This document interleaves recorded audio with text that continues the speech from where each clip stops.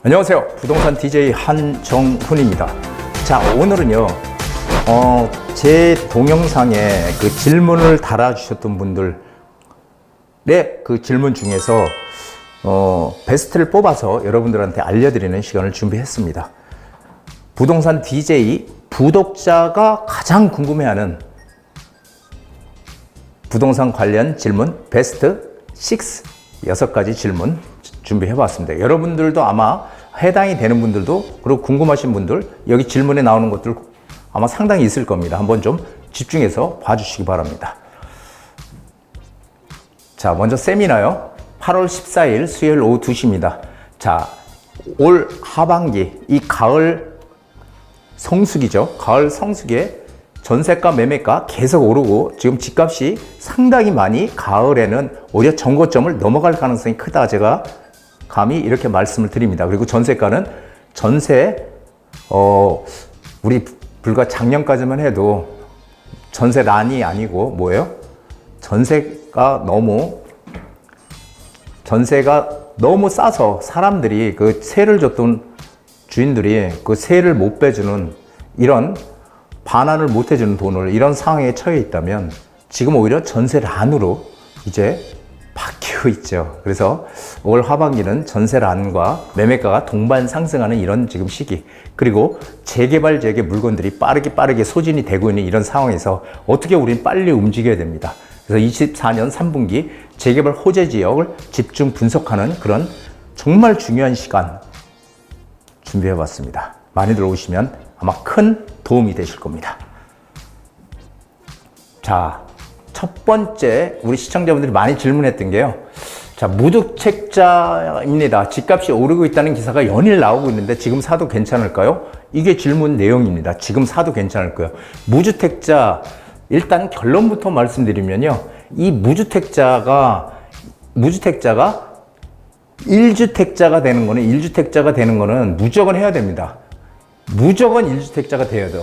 집을 한 채 가지고 있는 거는요. 이거는 필수예요. 필수제. 자, 우리가 재테크를 하는 거는 재테크는 선택이잖아요. 그래서 재테크의 방법은 여러 가지가 있으니까. 하지만 무주택자가 1주택자로 바뀌는 건요. 요거는 즉 내 집 한 채를 가지고 있는 것은 이건 필수입니다. 무조건 가지고 있어야 돼요. 모든 나라가 다 마찬가지예요.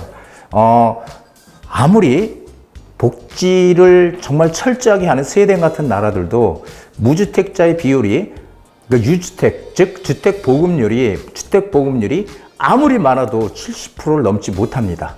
아무리 주택 보급을 많이 한다고 해도. 그렇다면은 30%는 집이 없는 무주택자거든요. 그래서 그 무주택자를 위해서 정부에서 공공 임대 아파트를 짓는 거예요. 그리고 나머지 대부분의 집들은 다주택자들이 세를 놓는 거죠. 그래서 사실은 이 무주택자 30%에 아무리 많이 자가주택을 보유한다고 하더라도 30%는 어떤 나라거나 항상 무주택자라는 거예요. 그래서 참 이게 문제인데요. 무주택자가 되면은 좋은 건 뭐가 있을까요? 좋은 거는 세금을 안 낸다는 거죠. 그렇죠. 내 집이 아니기 때문에 재산세, 취득세 이런 거 안 내잖아요. 가지고 있어서 집값이 오르면 양도세도 안 내고. 그거는 좋을지 모르지만 내 집을 가지고 있지 않으면 2년마다 전세값도 계속 오르죠. 그리고 이사도 가야 되죠. 또 상당히 불편합니다. 그래서 애들이 어릴 때는 상관이 없어요. 하지만 애들이 초등학교를 들어가서 초등학교 고학년이 되면은 어떻게 돼요? 집이 없으면은 절대 안 됩니다. 자꾸 그 나이대가 되면은 자꾸 비교하거든요, 애들하고. 꼭 그래서만이 집을 가지고 있어야 되는 건 아니지만 어쨌든 내 집을 한 채 가지고 있는다는 거는 이건 필수예요. 그리고 지금 내 집을 한 채 가지고 있어야 되는 절호의 지금 타이밍입니다. 그리고 내 집을 한 채 사는 거는 어디에 사든 상관없어요. 내가 편하게 살 수 있는 곳이면 됩니다. 그리고 꼭 말씀드리고 싶은 건 내 집 장만이 첫 번째고요. 그리고 나서 여유 자금을 어떻게든지 모아서, 아니면 여유 자금이 좀 있다. 그럼 그걸로 재개발 투자를 하십시오. 우리 미래에 투자하는 겁니다. 재개발은. 지금 당장 눈에 보이지 않지만 나중에 재개발에 적은 금액을 투자해서 좋은 지역에 입지가 정말 좋고 사업성 좋은 지역 20억 이상 되는 아파트를 나중에 가질 수 있는 유일한 방법이 재개발이거든요. 그래서 일단 내 집 한 채는 필수제다. 그러니까 무조건 지금 사야 되는 절호의 적기다. 이렇게 말씀을 드리겠습니다. 집값이 떨어진다는 얘기는 그거는 절대 믿지 마세요. 자, 집값과 전세값이 오르는 게 일시적인 현상인지 아니면 언제까지 지속될 건지 궁금합니다. 자, 얼마 전까지 집값이 계속 하락했죠. 하락 국면으로 갔어요. 하락 국면. 하락하다가 지금 다시 이제 상승 추세로 지금 가고 있습니다. 상승 추세로 가고 있습니다. 근데 제가 여기서 한 가지 말씀드리면은 이 추세라는 게 있죠. 추세가 정말 중요해요. 추세는 하나의 흐름이에요. 이 방향성, 이게 이렇게 상승 추세로 가느냐 아니면 하락 추세로 가느냐, 이게 이제 추세예요. 중간에 물론 이렇게 가다가 약간 떨어질 수는 있겠죠. 이렇게 그러다 다시 오를 수는 있겠죠. 이렇게 떨어질 수는 있어요. 약간. 하지만 이런 추세가 상승 추세로 가게 되면요, 이렇게 상승 추세로 가다가 이렇게 하락을 했다고 해서 이게 하락 국면으로 가는 게 아니고, 추세가 상승 추세면 다시 원래대로 상승 추세로 간다는 거예요. 하락 추세로 가게 되면 어떻게 해요? 하락 추세로 가게 되면은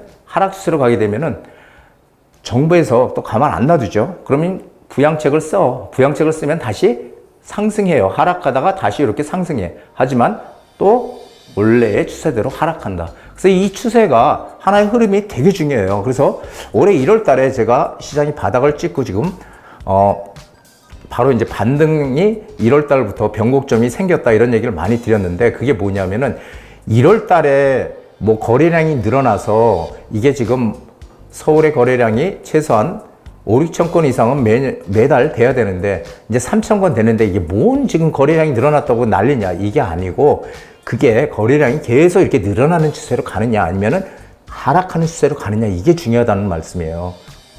그래서 제가 말씀드리지만은 지금 추세는 상승 추세로 갈 수밖에 없는 지금 국면이다. 왜 그러냐면은 악재가 이제 없어요.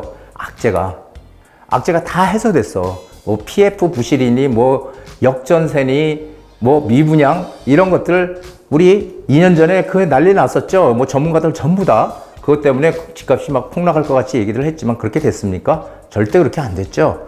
제가 말한 대로 됐죠. 그래서 결국은 제가 그때도 얘기했잖아요. 그런 거 일시적이니까 그 사람들 얘기 믿지 마라, 이런 얘기 많이 드렸잖아요. 결국 계속 지금 상승 추세로 가고 있다. 이제는 금리도 9월달, 10월달, 미국은 한 9월달에 기준금리 인하할 거고요. 우리도 한 달 후인 10월달이면 우리도 기준금리 인하할 겁니다. 그렇게 되면은 지금은 추세가 상승 추세로 가고 있다. 그런데 여러분, 집값이 이렇게 오르니까 국토부에서 지금 뭐라고 해요? 이거 일시적인 현상이다. 이거 추세적인 현상이 아니다. 이렇게 얘기를 하는데 그거 믿지 않죠? 그거 믿는 분 안 계시겠죠? 자, 그런데 이렇게 지금 정부에서 집값이 계속 오르면 어떡할까요? 계속 오르면.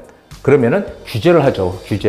계속 오르면 규제책이, 지금 정부는 부동산 시장을 규제로 얽어매려고 하는 그런 정부는 아니기 때문에 뭐 그렇게 강하게 규제를 할 수가 있을까 이렇게 생각할지 모르지만, 그래도 너무 집값이 오르면 뭔가 좀 막아놔야 되잖아요. 그래서 규제를 할 수 있습니다. 규제가 나올 수 있어요. 계속 너무 많이 오르게 되면.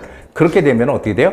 자, 잘 보세요. 시장이 이렇게 계속 올라간다고 쳐요. 근데 여기서 너무 올라가니까 규제를 해요. 규제를 하게 되면 어떻게 해요? 시장이 꺾입니다. 규제책이 나와. 지금 무슨 얘기예요? 서울에 지금 강남 3구와 용산 9를 뭐예요? 지금 조정 대상 지역이죠. 투기 조정 대상 지역으로 4군데를 남겨놨고, 그리고 나머지는 전부 해제했잖아요. 그러면 일부 묶을 수 있어. 다시 조정 대상 지역으로 묶을 수 있어요. 그러면은 그 묶는 규제의 효과는 어떻게 해요? 3개월에서 5개월밖에 못 간다는 거예요. 규제하게 되면은 3개월에서 5개월 정도는 하락 국면으로 갈 수 있지만 다시 상승 추세로 간다. 왜냐하면 원래 추세가 지금 상승 추세이기 때문에 그래요. 악재가 없기 때문에 그렇습니다. 그러니까 이거를 언제까지 지속될 건지는 결국은 내년이 오히려 더 피크가 될 것이다 라고 저는 판단해요. 내년. 그래서 앞으로 2, 3년 동안은 계속 오른다. 그리고 서울의 집값이 특히 문제인데요. 서울의 집값은 2029년도, 제가 보기에는 2030년도까지도 공급 물량이 부족한 그런 상황으로 지금 계속 내몰리고 있다는 거, 그것도 꼭 아셔야 됩니다. 자, 집값은 조만간 다시 떨어진다. 아직 집 사지 말라고 일부 전문가들은 얘기하는데 너무 혼란스럽습니다. 무엇이 정답일까요? 제가 조금 전에 말씀드렸듯이 집값이 조만간 떨어진다고 우리 2022년도에도 계속 집값 뭐 폭락해서 앞으로 몇 년간 떨어진다 이런 유튜브 하는 사람들 이런 폭락 얘기하는 분들 많았죠. 둔촌 주공 아파트 절대 사면 안 된다고 거기 뭐 폭락한다고 그랬습니까? 지금 얼마나 많이 올랐어요. 그러니까 너무 그렇게 자꾸 폭락하게 되면은 거기에 빠지게 되잖아요. 그러면은 아무것도 못 해요. 여러분들 항상 그래서 제가 긍정적인 마인드를 가져야 된다는 얘기를 많이 드리는 겁니다. 값은 조만간 떨어지는 게 아니라 지금은 상승 추세이기 때문에 상승 추세에서 일시적으로 정부에서 규제가 나오더라도 규제 효과는 단기간이다. 단기간. 아까 뭐라 그랬어요?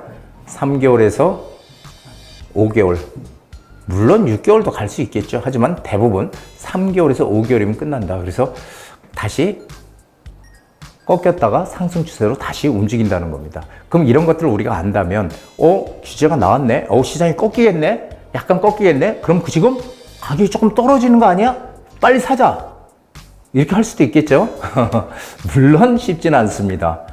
그런데 이제 저 같은 그 시장에서 항상 안테나를 곤두세우고 있는 사람들은 할 수가 있을지 모르지만 일반인들은 상당히 어렵죠.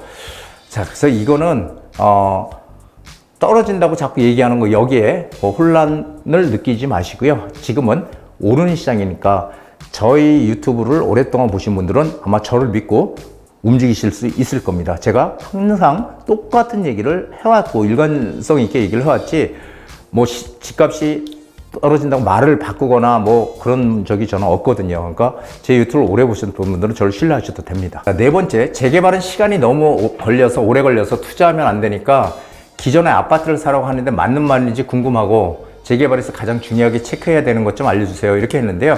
재개발에 시간이 걸리는 거 사실입니다. 우리 한남 뉴타운이요. 한남 뉴타운이 5구역, 1구역, 2구역, 3구역, 4구역, 5구역으로 되어 있죠. 지금은 1구역은 빼고 2, 3, 4, 5구역 4개 구역으로 진행을 하는데 이게 2003년도에 지정됐어요. 2003년도. 뉴타운으로 지정이 됐습니다. 2003년도. 그럼 지금 한남 뉴타운에서 제일 빨리 가는 게 3구역이거든요. 3구역. 인원도 가장 많고요. 조합원 수도 가장 많고 면적도 가장 넓습니다. 이 3구역이 언덕배기에 이렇게 있습니다. 언덕에 이렇게 걸쳐 있는데 이 3구역이 지금 관리 처분 단계니까 앞으로도 시간이 좀 걸려요. 그럼 2003년도 지정됐으니까 지금 몇 년 됐습니까? 21년 됐잖아요. 21년. 그럼 앞으로도 다 부숴서 공사하는 기간, 아파트를 준공될 때까지 공사하는 기간만 평균 3년이에요. 그러면은 또 2주도 해야 되잖아요. 2주 하는데 인원이 많으니까 한 1년 이상 걸릴 거예요. 그러면은 최소한 4년에다가, 그렇죠? 철거하는데 시간 걸리고, 아무리 안 걸려도 5, 6년 걸려. 지금. 그러면은 결국 한 27년, 8년 걸려서 한남 뉴타운 3구역이 완성이 되는 거 아니에요. 시간이 너무 오래 걸리는 건 맞아. 근데 제가 말씀드릴게요. 잘 들어보세요. 제가 2013년도에 시장이 지금 바닥이다. 한남 뉴타운 투자해야 됩니다. 할 때 투자금이 빌라가 실제 투자금 한 2억 5천만 있었으면은 2억 5천만 원만 있었으면은 투자할 수 있었어요. 전세 끼고. 이때 2013년도는 어떤 해에 집값이 계속 떨어진다고 절대 집 사지 말라고 했던 그런 시기입니다. 많은 전문가들이 지방에서 이때 많이 와서 투자를 하셨는데요. 2억 5천이면 투자했어요. 자, 그런데 지금은 한 25억 이상 되잖아요. 자, 그럼 우린 뭘 봐야 되냐면은 재개발은 이 단계가 있어요. 재개발은 단계. 재건축도 단계 있잖아요. 그렇죠? 처음에 뭐 안전진단 해서 통과하게 되면은 추진위원회 만들어서 조합 설립하고 구역 지정되고 뭐 하여간 여러 가지 사업 시행 인가하고 관리 처분 떨어지고 여러 가지 그런 단계가 있잖아요. 그런 단계마다 우리는 매도를 할 수 있는 타이밍이 와요. 자, 한남 뉴타운도 마찬가지죠. 내가 재개발은 끝까지 지어질 때까지 가지고 가는 게 아니고요. 어떻게 해요? 어느 정도 내가 이익을 충분히 이 정도 봤다고 생각하면, 즉 내가 2억 5천 투자해서 2억 5천이 올랐네? 그럼 어떻게 해요? 팔면 돼요. 재개발 투자, 우리가 재테크라는 거는 재개발도 재테크 일종이잖아요. 그렇죠? 재개발은 뭐예요? 재테크는 내가 이익을 내기 위해서 하는 거예요. 내가 거기 들어가 살려고 하는 게 아니야. 물론 가장 좋은 거는 새 아파트가 딱 높이 준공이 됐을 때 그때가 가장 가치가 크겠죠. 하지만 시간이 너무 많이 걸리잖아요. 그러면 그 중간중간 단계마다 가격이 오르니 그 오르는 타이밍을 봐서 어느 타이밍에 어느 단계에서 내가 매도를 할까 판단을 하는 겁니다. 세금이 무섭다고요?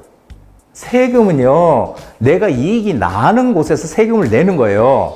이익이 안 나는데 뭔 세금을 내? 그렇죠? 팔 때 양도세 낸다고요? 당연히 내야죠. 안 내면 도둑놈 심보죠. 뭐 세금 이거 빼고 저거 빼고 남는 거 하나도 없다고요? 그럼 누가 재개발 투자를 합니까? 남기 때문에 재개발 투자를 해본 사람들이 하는 거예요. 그래서 자, 예를 들어서 2억 5천 투자해서 5억이 됐어. 2억 5천 벌었죠. 배 벌었어요. 그러면은 거기서 양도세, 지금 일반 세율이죠. 양도세 낸다 그래도, 그렇죠. 양도세 낸다 그래도 1억 이상 벌잖아요. 그럼 성공이죠. 어디 가서 우리가 2억 5천 투자해서 1억을 쉽게 벌겠어요. 그러니까 항상 이 재테크라는 거는 내가 어느 정도 벌 것인가를 판단하고 투자를 하는 거예요. 남는 게 없으면 하면 안 되죠. 그래서 재개발은 투자해본 분들이 해요. 그리고 또 어렵다고 느끼지만은 사실은 어려운 것은 아닙니다. 그래서 재개발에서 가장 중요한 거는 입지 가치가 가장 중요하다는 얘기를 많이 했는데, 최근에는 저는 입지 가치고 뭐고 간에 다 떠나서 무조건 사업성을 봐야 된다. 사업성. 이게 지금 가장 키포인트예요. 사업성. 사업성이 가장 중요하다는 거. 왜 사업성이 가장 중요해요? 지금 재개발, 재건축 어마어마하게 지정해놨어요. 재건축도 안전진단 다 통과한 데가 지금 상당히 많고요. 재개발도 모아타운, 신속통합계획, 역세권 개발, 공공개발, 재개발 뭐 이렇게 해가지고 좀 상당히 많습니다. 여기저기 지정을 해놨는데 아시다시피 최근 2년, 3년 가까이 원자재 값 많이 올랐죠. 러시아, 우크라이나 전쟁 그때부터 시작해서 원자재 값 엄청 올랐죠. 그렇죠. 인건비도 오르고 철근, 콘크리트 다 올랐잖아요. 그렇죠. 자, 그렇기 때문에 타산이 안 맞아요, 지금. 그래서 아파트를 수주를 하려고 해도 아파트를 갖다가 이 건설사들은 재개발, 재건축 이걸 수주를 해서 옛날같이 이익을 남겨야 되는데 이익을 남기질 못해요. 왜 그러냐면 너무 공사비가 올라서 그 공사비를 일반 이런 그 단지에서, 재개발 단지든 아파트, 재건축 아파트 단지에서 주지를 못하는 거예요. 옛날에는 평당 한 700만 줘도 했는데 지금은 1000만 원 줘도 안 한다네, 평당. 만약에 그렇다면 어떻게 해요? 관건은 뭐예요? 앞으로 재개발, 재건축은 사업성이 가장 큰 관건이 될 것이라는 거예요. 사업성이 지역을 불문하고 사업성이 높은 데들은 건설회사에서 달려들어서 한다고 하겠죠. 이익이 나니까. 사업성이 좋다는 건 뭐예요? 일반 분양을 얼마나 하느냐, 일반 분양을 많이 할 수 있느냐 없느냐죠. 조합원들이 아파트를 다 하나씩 받고 그리고 남는 거 일반 분양 하잖아요. 일반 분양을 많이 할 수 있냐 없냐, 이게 관건 아닙니까? 그래서 결국 이 사업성이 이제는 가장 중요하다는 거예요. 그래서 이 사업성이 가장 중요해서 이 사업성이 가장 뛰어난 게 역세권 개발이잖아요. 역세권 개발. 그래서 이 역세권 개발이 일단 가장 화두다. 하지만 지금 역세권 개발이 그렇게 여기저기서 하진 않는다. 왜 그러냐면은 이젠 제한이 걸려서 역세권 개발 아무나 할 수가 없어요. 면적도 크게 할 수가 없고. 그래서 이 역세권 개발을 추진하는 데들이 지금 화두가 될 것이다, 앞으로. 이렇게 저는 생각을 합니다. 그래서 재개발에서 가장 중요하게 체크해야 되는 게 여러 개 있지만 그 중에서 무조건 사업성 좋은 데만 찾아 들어가라. 그렇다면 이긴다. 이렇게 말씀드릴게요. 자, 5번째. 양극화 얘기가 언론에 많이 나오는데 양극화가 커지면 투자 방식도 달라져야 하나요? 예, 물론 달라져야죠. 예전에는 이 서울이 집값이 많이 오르잖아요. 근데 서울에서 어디가 올라요? 강남권. 이 강남권이 오르게 되면 어떻게 해요? 이 여파가 주변으로, 인근 주변으로 번져서 그 다음에 경기도로 번지고 그 다음에 지방까지 이렇게 계속 뭐예요? 커플링 현상이 일어났어요. 그러니까 서울이 오르면 다 같이 오르는 거야, 그냥. 다 같이. 전국이. 물론 시차는 존재해요. 그래서 제가 옛날에 우스갯소리로 그런 얘기를 했는데 이건 우스갯소리는 사실 아니었죠. 왜 그러냐면은 강남이 오르는데 강남에 뭔가를 좀 사보려고 했는데 이거 너무 늦었네. 진짜 한 일주일 전에 가서 샀어야 되는데 강남이 막 집값이 막 올라요. 그럼 어디를 갔어야 돼요? 바로 쫓아서? 바로 과천을 갔어야 돼요. 과천. 시차를 두고 몇 주 있다 과천이 올라요. 과천이. 그럼 과천이 오르는데 과천을 또 가서 살려고 했는데 또 늦었네? 그럼 어딜 가야 돼요? 분당을 가야지. 분당. 그 분당을 또 살려고 했는데 또 못 샀어. 그럼 어딜 갔어야 돼? 그때? 예전엔 용인을 갔어야 돼. 그러니까 이게 번져나가는 순서가 있었어요. 번져나가는 순서가. 지금도 비슷한 그런 순서대로 가긴 합니다만 옛날 같지는 않죠. 옛날하고는 조금 틀리죠. 근데 어쨌든 이 양극화 얘기가 나오게 되면은 어떻게 돼요? 양극화 얘기가 나오게 되면 이제 결국은 입지 가치 높은 곳, 그리고 낮은 곳. 이게 양극화죠. 그래서 이렇게 돼서 오르는 곳과 오르지 않는 곳이 이제 격차가 점점 더 크게 벌어진다는 거예요. 그렇다면 우리는 이 오르는 곳으로 들어가야 된다는 거죠. 오르는 곳에. 즉 무슨 얘기냐면 예전에는요. 인구가 폭발적으로 늘어나고 그리고 집이 턱없이 부족하던 시절에는 이 집이 열채의 집이 있었다면 이 열채의 집이 제일 좋은 집을 1번, 2번, 3번 집, 4번 집 해서 이게 10번 집까지 있다면 1번 집이 가치가 가장 큰 집이라서 1번 집은 일주일 있다 누가 사러 오고 2번 집은 한 보름 있다 사러 오고 3번 집은 한 달 있다 사러 와. 하지만 10번 집은요 한 10개월 있다가 누가 사러 와요. 지금 무슨 얘기냐면 과거에는 너무 집도 턱없이 부족하고 인구가 폭발적으로 늘어나던 시절이었기 때문에 다 사줄 사람이 있었어요. 근데 앞으로는 어떻게 인구도 줄어든대지. 이제는 집도 어느 정도 충분하다지. 그럼 집 살 사람이 없어서 수요가 없어. 애도 잘 안 낳는데요. 그 수요가 없어서 이제 집값이 떨어진다고요? 그렇지 않아요. 천만의 말씀입니다. 그게 아니고요. 거기까지는 맞는데 그게 아니고 옛날에는 1번 집부터 10번 집까지가 다 인구가 많고 집이 부족했으니까 다 팔렸다면 이제는 1, 2, 3, 4, 5번까지 팔릴지 3, 4번까지 팔릴지는 몰라요.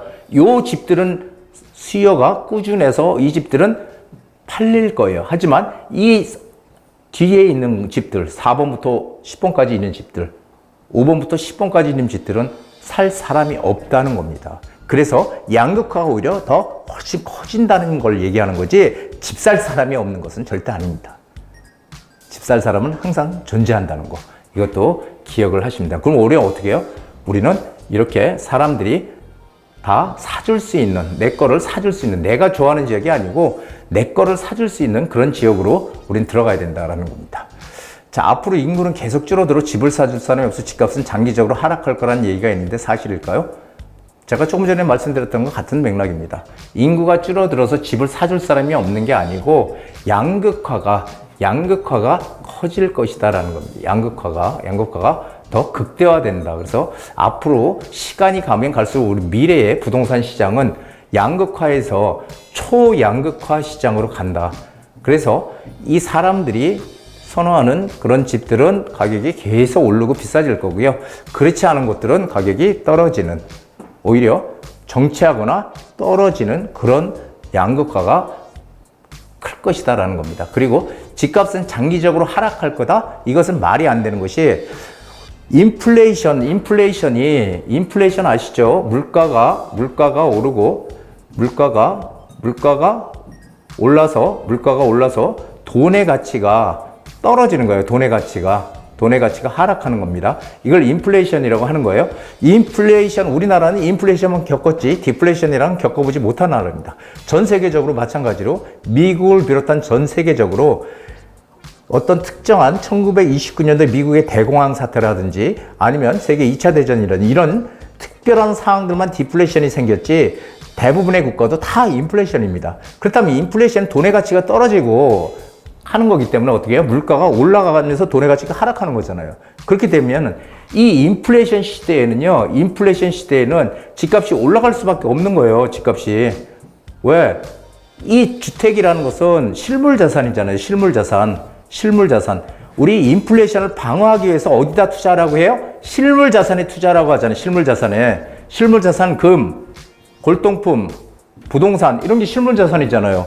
이런 실물 자산에 투자를 해야 된다는 거예요. 그래야 돈의 가치의 하락을 방어하는 것이다. 우리 그냥 가볍게 생각해 보면 되죠. 20년 전 10억하고 지금 현금 10억하고 가치가 같습니까? 틀립니다. 완전 틀려요. 지금 현금 10억과 과거에 20년 전 10억하고 20년 전 10억을 가지고 5층짜리 건물을 하나 사놨으면 지금 어마어마하게 올랐겠죠. 하지만 20년 전 10억, 지금 10억 가치 없잖아요. 돈은 지금 점점 화폐 가치는 떨어지는 거예요. 인플레이션. 그렇기 때문에 우리가 이 부동산 투자도 하는 겁니다. 실물 자산에 투자하는 거예요. 그런데 어떻게 장기적으로 하락해요?